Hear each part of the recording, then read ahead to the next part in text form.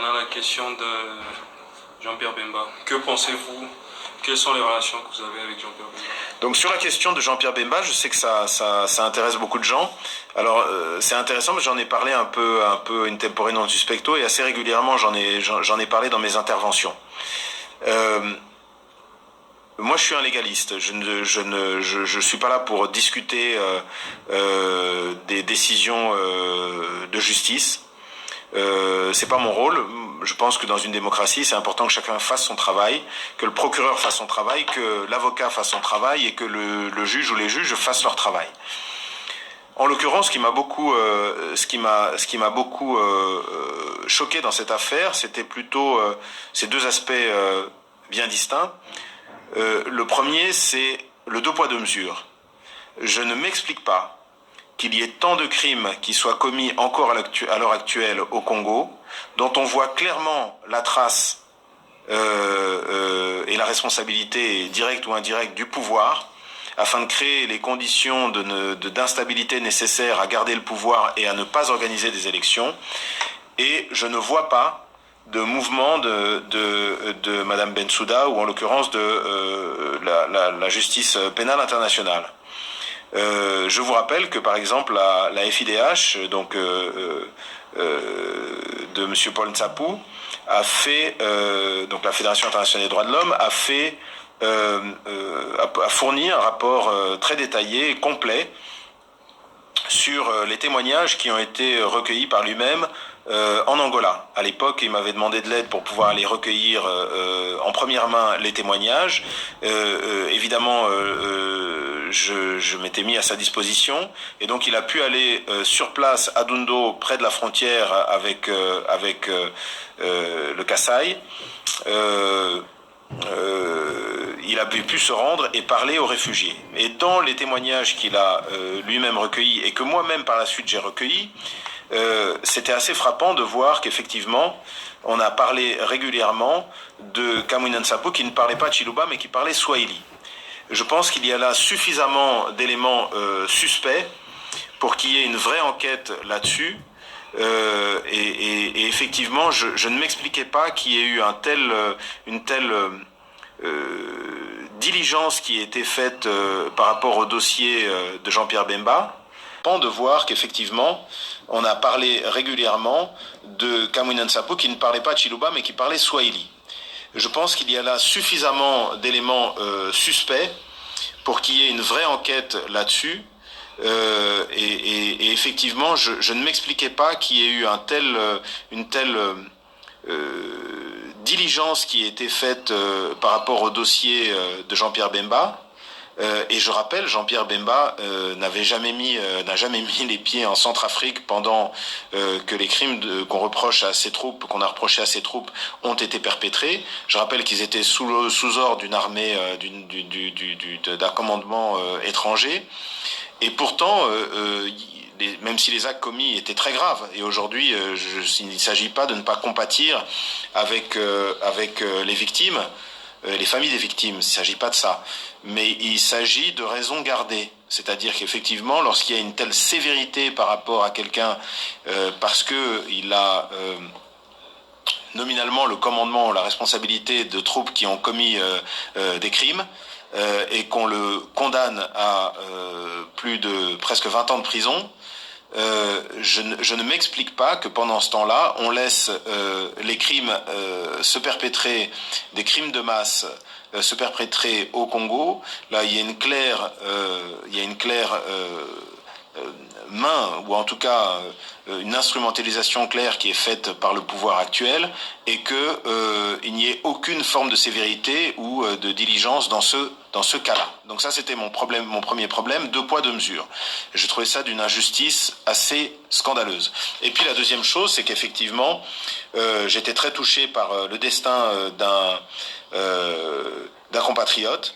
Ma famille et la sienne ont toujours été proches. J'appelais son père, feu son père, tonton Jeannot, c'était un ami de mon père.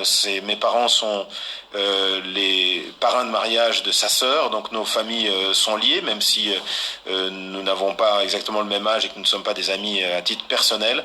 J'étais en tout cas très peiné du destin personnel. Nous sommes des Africains. Et je trouvais qu'il était anormal qu'il n'ait pas pu être présent lors des obsèques de son père, qu'il n'ait pas vu grandir ses enfants. C'est quelque chose qui, personnellement, combiné au fait qu'il y avait, à mon sens, deux poids deux mesures, était parfaitement injuste. Donc voilà, donc je me félicite de ce point de vue-là. Je suis heureux pour lui d'un point de vue personnel. Je suis heureux qu'il ait pu sortir de cet enfer pour lui, pour sa famille, pour ses enfants, et je m'en réjouis. Maintenant, moi je suis un membre de la société civile, je suis pas un politicien, donc je ne sais pas quel est son projet. S'il formule le projet de se présenter aux élections, de faire de la politique, de reprendre la tête du MLC, qui est évidemment un grand parti qui compte. Je pense que ça c'est à lui de le décider. Mais je pense qu'effectivement Jean-Pierre Bemba a un rôle important à jouer. Il a une voix qui est forte. C'est quelqu'un qui a été excellemment formé.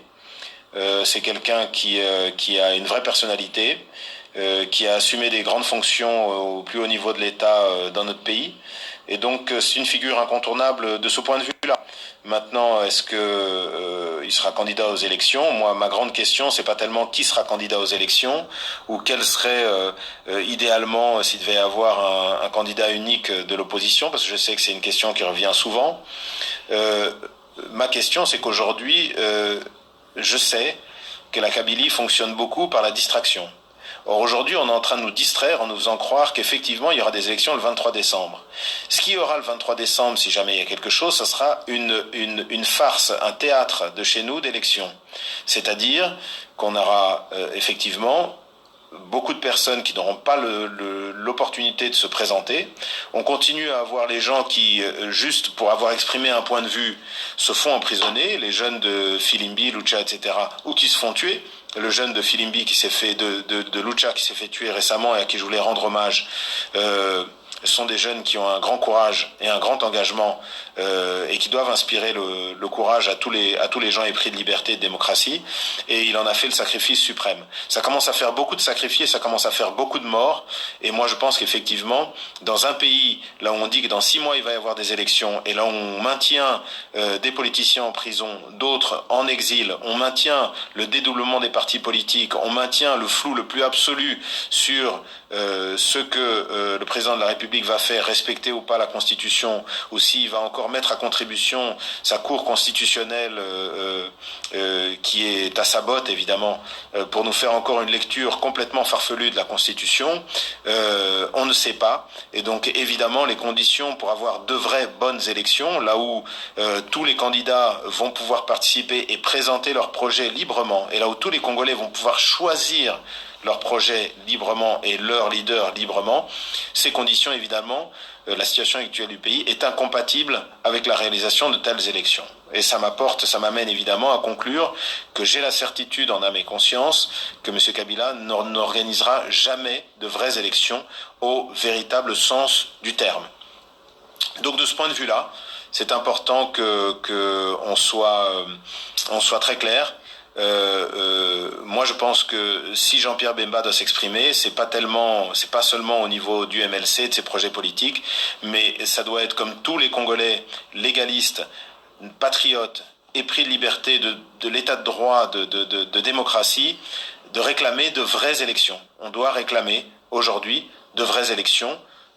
Et si M. Kabila n'est pas capable de nous les donner, eh bien on doit s'organiser, nous les Congolais à l'intérieur du Congo, nous les Congolais à l'extérieur du Congo, tous les amis du Congo à l'extérieur du Congo, parce que le Congo aujourd'hui c'est une bombe à retardement, et on sait que tous les pays de la sous-région vont être complètement déstabilisés, et donc c'est quelque chose aujourd'hui dont il faut tenir compte. J'attends moi de Jean-Pierre Bemba, mais comme de tous les autres acteurs politiques, que ce soit Félix Tshisekedi, que ce soit Moïse Katumbi, qu'ils s'investissent et qu'ils se battent, non pas avant de se battre sur le champ politique pour savoir qui pourra recueillir le plus de suffrages et pourra être élu pour un prochain mandat, dans la prochaine législature, qu'ils se battent avant tout, tous ensemble, avec l'Église catholique, avec les mouvements citoyens, pour que on obtienne de vraies élections au Congo, parce que si on n'a pas de bonnes élections, on va avoir une grande instabilité et on risque d'avoir un pays qui ne va pas y survivre.